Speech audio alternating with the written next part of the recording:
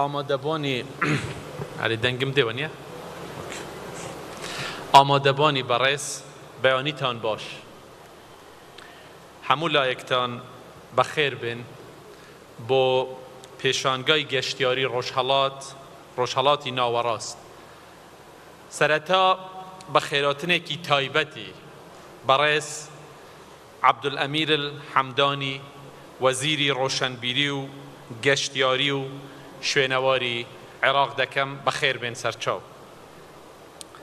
بەڕێزان، سەرۆکی لیجنەی ڕۆشنبیری و گەشتیاری و شوێنەوار لە پەرلەمانی عێراق، باڵوێزان، دیپلۆماتکاران، کۆنسول و نوێنەرانی وڵاتانی بیانی لە هەرێمی کوردستان، سەرۆکی دەستەی فڕۆکەوانی مەدەنی عێراقی و هەموو ئەو کۆمپانیا و بەرهێنەر و میوانە بەڕێزەکان، هەموو لایەکتان بەخێر بن.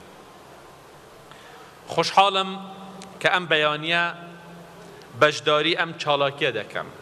هیوادارم پێشەنگاکەتان سەرکەوتوانە کارەکانی خۆی بەڕێ بکات و ئەنجامێکی باشی لێ بکەوێتەوە، ببێتە هۆکارێک بۆ برەودانی زیاتری بواری گەشتیاری لە هەرێمی کوردستان. سپاس بۆ وەزارەت و وەزیر شارەوانی و گەشت و گوزار خاتۆ نەورۆزخان بۆ هاوکاری و پشتگیریان لەم چالاکیە. سپاسی ڕێخەرانی پێشانگای گەشتیاری ڕۆژهەڵاتی ناوەڕاست، میدل ئیست توریزم و دەستەی گەشت و گوزاری سەر بە وەزارەتی شارەوانی حکوومەتی هەرێمی کوردستان و سەرۆکی دەستە بەڕێز مەولەوی جەبار دەکەم. بەڕێزان، هەرێمی کوردستان زەمینەیەکی لەبار و مادەیەکی خاوی زۆر باشی گەشتیاریە. دەکرێت زۆر زیاتر لەوەی کە هەیە ئەم دەرفەتە بقۆزرێتەوە و بکرێتە ناوەندێکی دیاری گەشتیاری لەسەر ئاستی عێراق و ڕۆژهەڵاتی ناوەڕاست. زۆرترین ئەو توخمانەی تێدایە کە بۆ گەشتیاریەکی پێشکەوتوو پێویستن. لە هەرێمی کوردستان هەر چوار وەرزی ساڵ دەرفەتی گەشتیاری هەیە. پاوین گەرمە، بەڵام ئەوانی تر باشن، مشکلە نییە. سروشتێکی سرنجڕاکێش، دەشت و دۆڵ، گرد و شاخ و چیا، چەم و ڕووبار و کانی، دارستان و سەدان شوێنەواری مێژوویی، هەموو ئەو پێویستیانن کە گەشتیارێک دەیەوێ بیبینێ. لە هەمووشی گرنگتر ئامادەیی و ژینگەی کۆمەڵایەتی و کۆمەڵگەی خەڵک دۆست و میوان پەروەری کوردستانە کە هەمیشە حەزی لە خۆشی و لە ژیان، لە ئارامی و لە ئاشتیە. خەڵکێکە هیچ کێشەیەکی لەگەڵ بیر و فەلسەفەی گەشتیاراندا نییە. ئەوەی دەمێنێتەوە ئەوەیە ئەو بوارە بە باشترین شێوە بەکار بهێنرێت و هیوادارم ئەم پێشانگایە بتوانێت لەمڕۆوە خزمەتێکی باش پێشکەش بکات و وەبەرهێنەران هان بدات بۆ وەبەرهێنان و سەرمایە گوزاری لە بواری گەشتیاری لە هەرێمی کوردستاندا. ببێتە هاندەرێک بۆ هاتنی زیاتری گەشتیار بۆ وڵاتەکەمان لەم ساڵ و لە ساڵانی داهاتوو. وا بکات هەرێمی کوردستان ببێتە خاوەنی باشترین خزمەتگوزاری گەشتیاری و ڕووگەیەکی سەرەکی گەشتیاران لە ناوچەکەدا. بێگومان ئەگەر دۆخی سەختی چەند ساڵی ڕابردوو نەبوایە، حکوومەتی هەرێمی کوردستان پلانێکی فراوانی بۆ برەودان و پێشخستنی کەرتی گەشتیاری لە هەرێمی کوردستان جێبەجێ دەکرد. هەر لە ڕێخستنەوە و فراوانکردنی ژێرخانی گەشتیاریەوە تا دەگاتە پێشکەشکردنی باشترین خزمەتگوزاری لە هەموو بوارەکاندا. حکوومەتی هەرێمی کوردستان بە پلەی یەکەم و بە شێوەیەکی سەرەکی پشت بە کەرتی تایبەت دەبەستێت بۆ بنیادنانی کەرتی گەشتیاری. کەرتی تایبەت دەتوانێت بۆ بنیادنانی ژێرخانێکی توکمە و فراوانی گەشتیاری لە هەرێمی کوردستان ڕۆڵی یەکلاکەرەوە بگێڕێت. دەبێت دۆخ و بەسەرهاتەکانی چەندین ساڵی سەختی ڕابردوو ببێتە پەند و وانە بۆ هەرێمی کوردستان. دەبێ بە هەموو شێوەیەک کار بۆ ئەوە بکەین کە هەرێمی کوردستان زۆرترین داهاتی خۆی نەک لە نەوت و سامانە سروشتیەکان بەڵکو لە کەرتەکانی دیکەی گەشتیاری کشت و کاڵ و پیشەسازیەوە دابین بکاتن. لەسەر ئەم بنەمایە لێرەدا ئەم بۆنەیەوە بە دەرفەت دەزانم بۆ ئەوەی دووبارە داوا لەوە بەرهێنان و سەرمایە گوزارانی بیانی و ناوخۆی بکەم تاکو بێن کار و بەرهێنان لە کەرتی گەشتیاری لە هەرێمی کوردستاندا بکەن. بە دڵنیاییەوە دەڵێم زەمینەی گەشتیاری لە هەرێمی کوردستان هێندە لەبارە دەکرێت لە چەند ساڵی داهاتوو تا ببێتە سەرچاوەیەکی گەورەی قازانج بۆ وەبەرهێنەران. هەروەها بۆ هەرێمیش ژێرخانێکی دەوڵەمەندی گەشتیاری بنیاد بنرێت کە ببێتە یەکێک لە سەرچاوە سەرەکیەکانی داهات سەدان هەزار دەرفەتی کاریش دابین بکات لە هەرێمی ئێمەدا. هەرێمی کوردستان تەنیا بە هەبوونی سێ کەرتی بەهێزی گەشتیاری و کشت و کاڵ و پیشەسازی دەتوانێت خۆی لە مەترسی و ئەنجامە خراپەکانی پشتبەستن بە تەنیا پشتبەستن بە کەرتی نەوت و غاز ڕزگار بکات. بۆیە دووپاتی دەکەمەوە کە حکوومەت هەموو هاوکاری و ئاسانکاریەک پێشکەش دەکات تا ڕێگەی بەردەم و بەرهێنان لە کەرتی گەشتیاریدا خۆش بکات و سەرمایەکی زۆر گەورەی بیانی و ناوخۆیی لە کەرتی گەشتیاری بێتە هەرێمی کوردستان. براودان و پێشخستنی کەرتی گەشتیاری یەکێک لەو ئەولەویاتانەی داهاتووی حکوومەتی هەرێمی کوردستان دەبێت.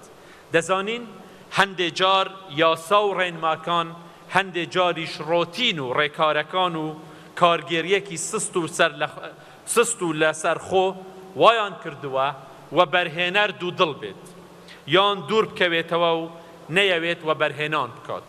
بەڵام لێرەوە دەمەوێت هەموو لایەک دڵنیا بکەمەوە کە حکوومەتی هەرێمی کوردستان لە چوارچێوەی چاکسازیەکاندا هەرچی پێویستە دەیکات بۆ نەهێشتنی کەم و کوڕیەکان و هەنگاو بە هەنگاو زەمینەیەکی باشتر بۆ وەبەرهێنان لە هەموو کەرتەکاندا فەراهم دەکات.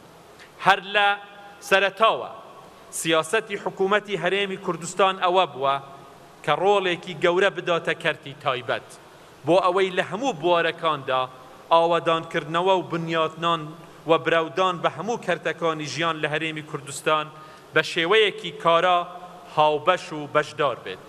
بە دڵنیاییەوە لە قۆناغەکانی داهاتوو ئەو بەشداریە و هاوبەشیەی کەرتی تایبەت بۆ پێشخستنی هەر سێ کەرتی گەشتیاری و کشت و کاڵ و پیشەسازی گەورەتر و فراوانتر دەبێت. ئامادەبوانی بەڕێز، ئێمە بە ئومێدەوە دەڕوانینە داهاتووی پەیوەندیەکانمان لەگەڵ بەغدا.